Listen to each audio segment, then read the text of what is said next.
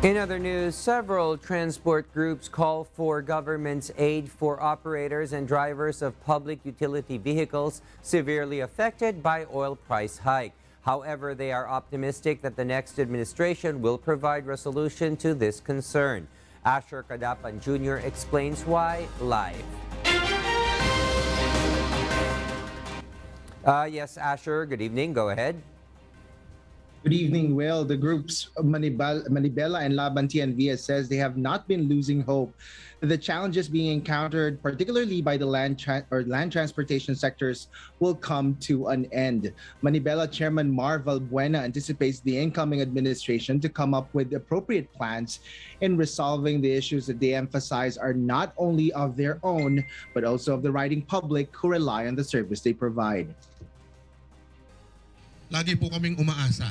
Hindi po kami nawawalan ng pag-asa na itong darating po na papasok na gobyerno.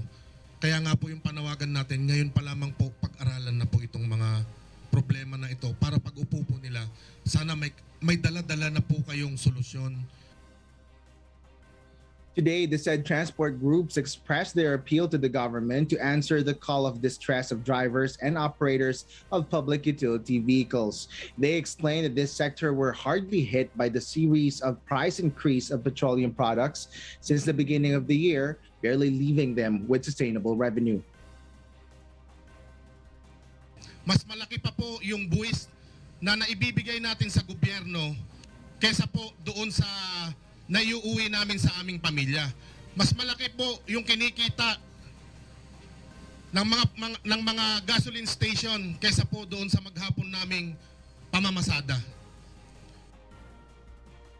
The groups also complain of non-receipt of the 6,500 peso fuel subsidy that the government has approved to be disbursed to affected transportation sectors. The Land Transportation Franchising and Regulatory Board has yet to release any statement regarding the matter. LABAN TNVS National President June De Leon meanwhile pushes the suspension of excise tax and value-added tax on petroleum products. Kung tatanggalin po at train law, 10 piso po mahigit ang mababawa sa presyo ng gasolina, ang ating VAT sa gasolina na magkakahalaga po ng 6 na piso. Kung tatanggalin po ito, pansamantalang sususpindihin itong mga buwis na to, mahigit 16 na piso ang mababawas kada litro ng petrolyo. President-elect Ferdinand Bongbong Marcos, on the other hand, has earlier expressed favor of alternative solution in addressing the rising cost of fuel rather than suspension of oil taxes. Pero kung talagang makikita naman, may ano naman yan eh. Pag sinabi mo, tanggalin natin yung excise tax o bawasan natin yung excise tax, ano yung magiging effect doon? Talaga bang worth it ba na mawala yung pondo o yung income ng gobyerno? Kasi mas magiging maganda naman ang effect sa ekonomiya and makabawi tayo. Well, the incoming administration is instead looking to support the transport sector as one of those hardly hit by the oil price hike.